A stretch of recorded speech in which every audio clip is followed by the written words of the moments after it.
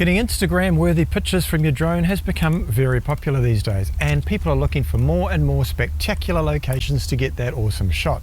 If you want some top tips on how to get the best shots in those big cities around the world, such as this one, Shanghai, China, then don't go away.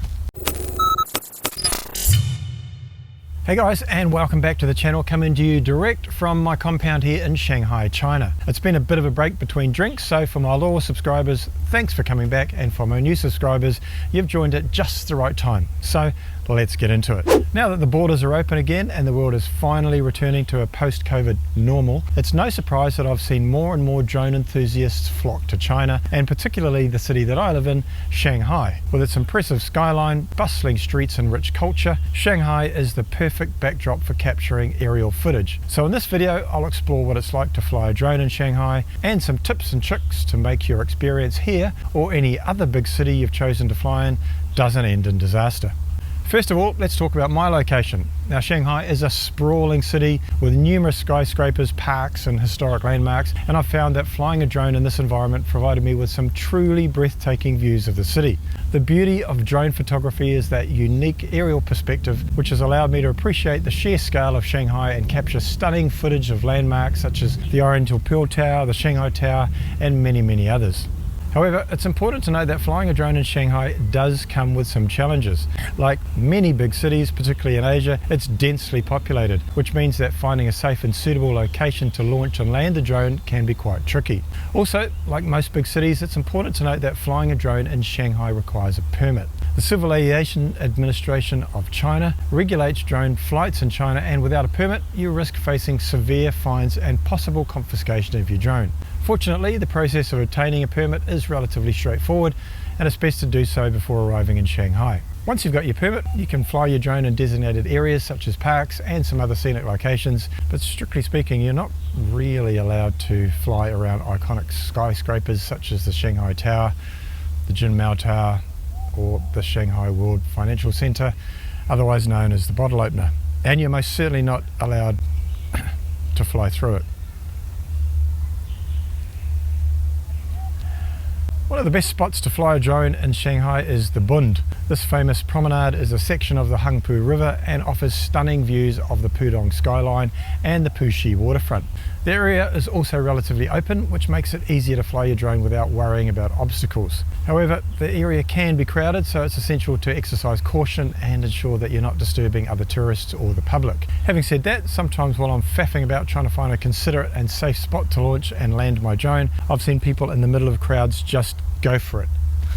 Now, I've been using the DJI Mini 3 Pro, one of the most popular consumer drones on the market. It's compact and light, which is perfect for popping in your backpack for the day, ready to launch when you've found a great location. Now, I definitely recommend this over a larger drone for city flying versus something like the Mavic 2 Pro or Mavic 3. It can capture stunning aerial footage with its 4K camera and 3-axis gimbal stabilization system, and boasts a range of up to 12 kilometers. Now, you're not going to need that range in the city, but it does give you the confidence that you'll have a strong signal and unlikely to suffer from much interference. It also has obstacle avoidance, which gives you a little more confidence when flying, but just remember that it's deactivated when flying in sports mode.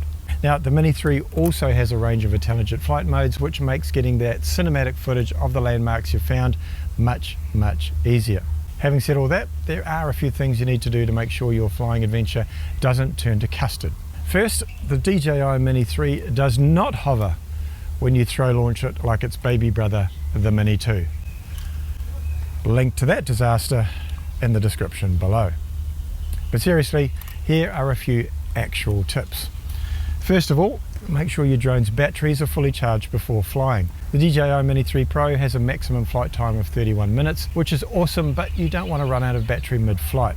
Next, make sure you have all the necessary accessories such as a spare SD card, nothing like filling one up just as you found the perfect spot and you don't have a spare card. Number 3, and one that I'm a little bit guilty of not doing thoroughly myself, and that's to check the weather forecast before flying.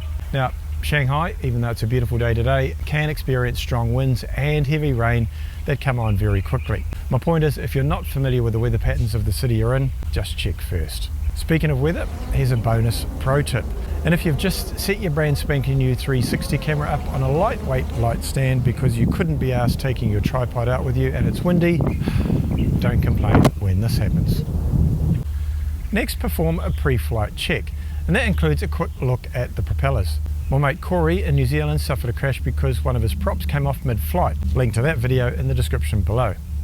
And finally, I know you're excited, but just pull your head in a little, cool your jets, and be aware of your surroundings and the people around you. Flying a drone can be distracting, so it's essential to remain aware of your surroundings, especially if you're not familiar with them, and do your best to avoid flying over crowded areas. Now, flying a drone in Shanghai can be an incredibly rewarding experience for those who enjoy capturing unique aerial footage. However, it is important to be aware of the various regulations and restrictions in place, as well as the challenges posed by the city's dense population and weather conditions.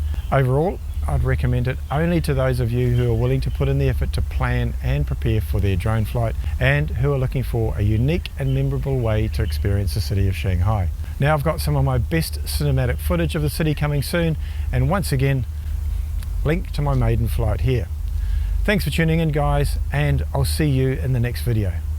Zaijian.